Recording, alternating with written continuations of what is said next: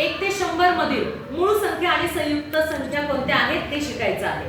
Scholarship मध्ये तुम्हाला यावर आधारित प्रश्न विचारला जातो. मूळ संख्या म्हणजे कोणत्या संख्या?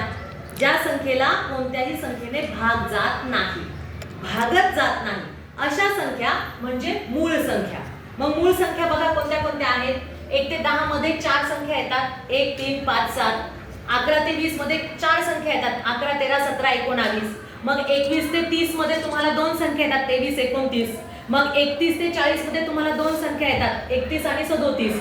40 ते 50 मध्ये 3 संख्या. मग पुढच्या संख्या. अशा एकूण किती संख्या आहेत मूळ संख्या? 25. 1 ते 100 मध्ये 1 ते 100 मध्ये किती मूळ संख्या आहेत? 25. आता संयुक्त संख्या. संयुक्त संख्या म्हणजे कोणत्या संख्या? अशा संख्या अशा संख्या की ज्याला पूर्ण भाग जातो, निशेष भाग जातो. आता समजा तुमच्या समोर आहे 12. मग 12 आहे का कोणत्या पाढ्यात? दोनाच्या पाढ्यामध्ये 12 आहे. 2 6 जा 2 6 जा 12. नंतर 6 ने भाग जातो, 3 ने भाग जातो, 3 4 जा 12, 3 4 जा 12 आणि 12 1 जा 12, 6 2 जा 12, 3 4 जा 4 3 जा 12, 12 1 जा 1 12 जा 12. म्हणजे भाग जातो, पाढ्यामध्ये आहे. अशा संख्या संयुक्त संख्या. अशा संख्या संयुक्त संख्या. ओके. पण आता जर तुम्हाला असा प्रश्न विचारला, समजा सपोज तुमच्या समोर असा गट दिलेला आहे.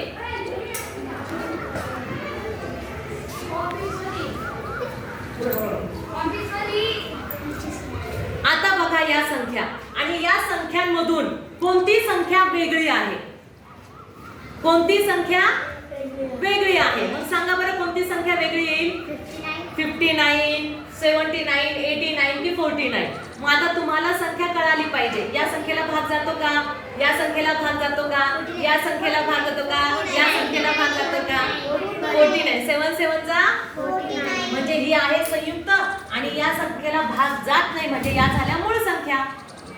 या झाल्या मूळ संख्या. जर तुम्हाला विचारलं संयुक्त संख्या कोणती आहे, दिलेल्या गटामधून संयुक्त संख्या कोणती आहे, मग संयुक्त संख्या जर विचारली तर लगेच समजायचं अरे कोणती तरी या संख्येला भाग जातो.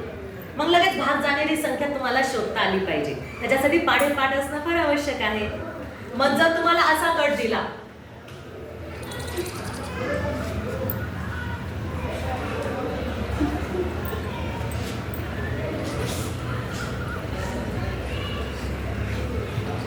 आता याच्यामध्ये वेगळी संख्या सांगा बरं कोणती आहे? सांगा बरं वेगळी संख्या कोणती आहे?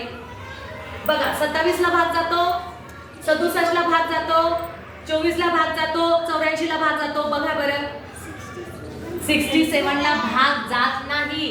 या बाकीच्या संख्या ज्या आहेत त्या संयुक्त संख्या आहे आणि ही एक संख्या आहे ती जी आहे मूळ संख्या. मग वेगळी संख्या कोणती आहे? 67. मग हे तुम्हाला ओळखता आलं पाहिजे. अशा प्रकारचे प्रश्न विचारले जातात. समजलं?